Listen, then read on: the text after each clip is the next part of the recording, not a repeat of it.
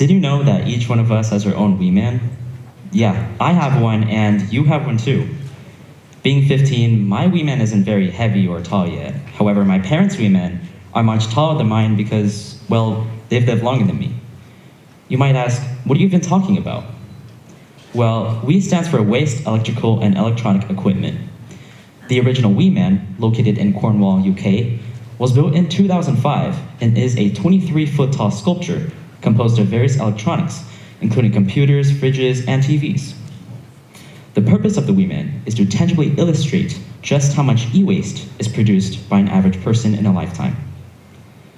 But how is the wee man defined exactly? Well, a European law called the WEEE Directive classified WEEE into 10 categories. According to this classification, 69% of the weight of the wee man came from large household appliances, and 31% came from small household appliances, consumer equipment, and others.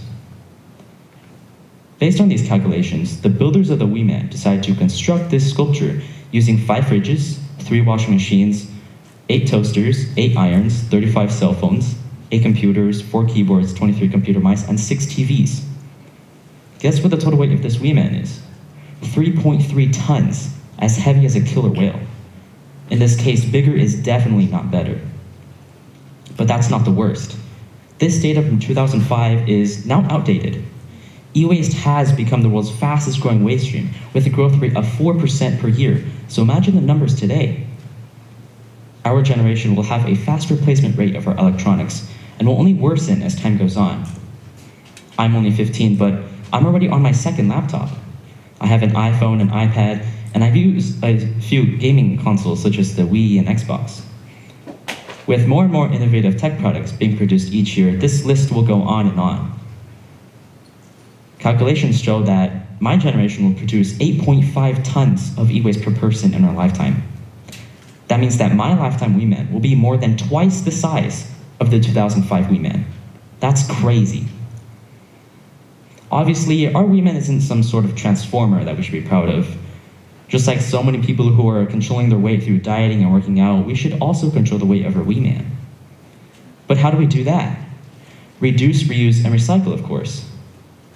It takes time, care, and dedication to make things grow, just like it takes time, care, and dedication to make the world a better place, even if it means a shift in the way we use our electronics. Cell phones, for example, are small but account for a huge portion of e-waste. Americans change their phones about every 18 months on average, but are there any major differences between the iPhones 12 and 13? Not really. Let's face it, many of our electronics are still functioning pretty well, so we don't really need to buy a new one. So let's just keep our phone, tablet, headphones just a little bit longer. We'll not only save money, but also save our planet. However, your e-waste isn't just in the palm of your hand. Think about it. Do you have any unused electronics lying around your house collecting dust? Just a few months ago, I found 2 iPhones, 1 Samsung Galaxy, and 2 Motorola smartphones lying in one of my parents' drawers. But why don't we give them away or sell them so that other people can use these devices? Some people may not know what to do with their old electronics. But after a little digging, I found out that there are so many people who could be using our phones. There are veterans who would be happy to receive updated phones, and there are nonprofit organizations that would benefit from the sales of phones, whether they are supporting domestic violence victims or endangered species.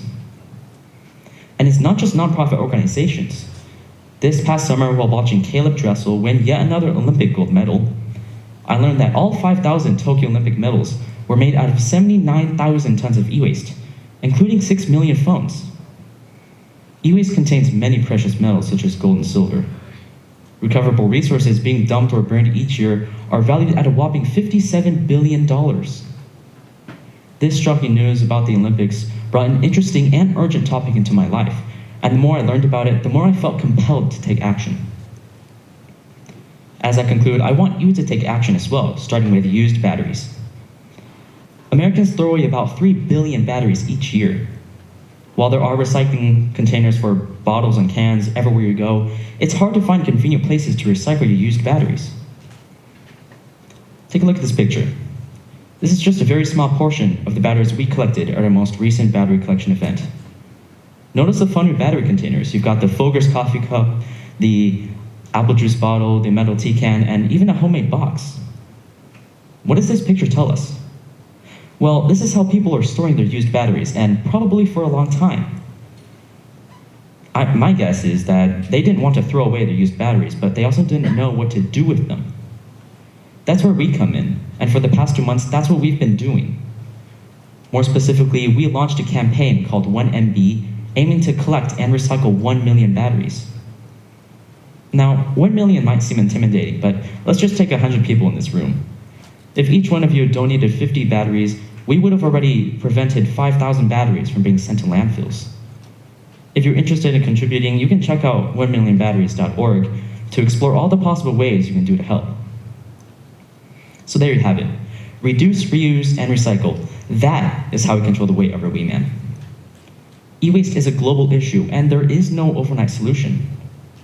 Through our constant efforts, no matter how big or how small, we will make a greater impact. And I hope that this talk regarding the WEEE man planted a seed in each one of you. Think about your home. How many phones are in that drawer? How many batteries are in that Folgers coffee container? The world is dying, and we're contributing to that. So let's save our world, one battery at a time.